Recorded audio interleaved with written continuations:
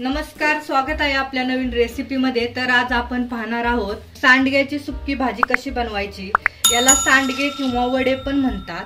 पाहू शकता हे असे सांडगे असतात। तर याची आपण सुक्की भाजी बनवणार आहोत।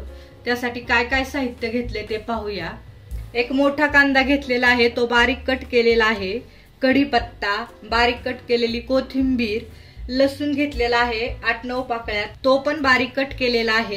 एक टोमॅटो घेतलाय मोठा, तो पण बारीक कट केलेला आहे। गॅस ऑन केलेला आहे, पॅन ठेवलेला आहे। पॅन गरम झाला की आपण 1 चमचाभर तेल टाकणार आहोत सांडगे भाजण्यासाठी। सर्वप्रथम आपण हे सांडगे किंवा वडे भाजून घेणार आहोत।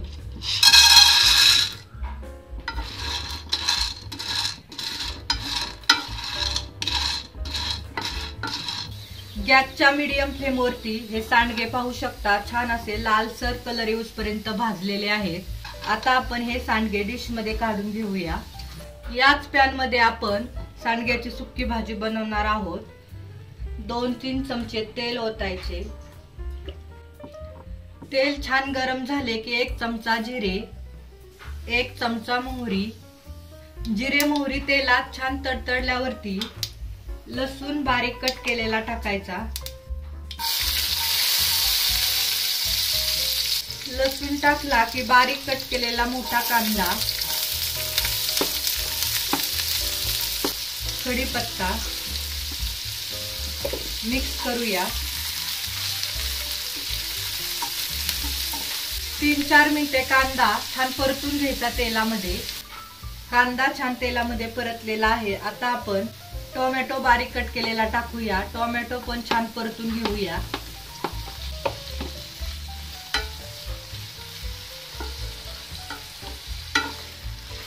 कांदा, टोमॅटो, लसूण छान तेलामध्ये परतून घेतलेला आहे। आता आपण याच्यामध्ये चवीनुसार मीठ टाकूया। 1 चमचा हळद पावडर। सांडग्या अगोदरच आपण सांडग्यामध्ये तिखट टाकलेलं असतं, त्याच्यामुळे तिखटचं प्रमाण हे तुम्ही कमी जास्त करू शकता। बारीक कट केलेली कोथिंबीर मिक्स करूया। तर याच्यामध्ये आपण जे सांडगे भाजलेले आहेत ते टाकूया। सर्व मिक्स करून घेऊया। इथे अर्धा ग्लास पाणी ओतायचे सांडगे शिजण्यासाठी। पाणी ओतल्यावरती परत हे असं मिक्स करून घ्यायचे। झाकण ठेवायचे आणि 5 मिनिटे छान असे सांडगे शिजून घ्यायचे। 4 ते 5 मिनिटे झालेले आहेत। झाकण काढते। पाहू शकता सांडगे पण छान शिजलेले आहेत।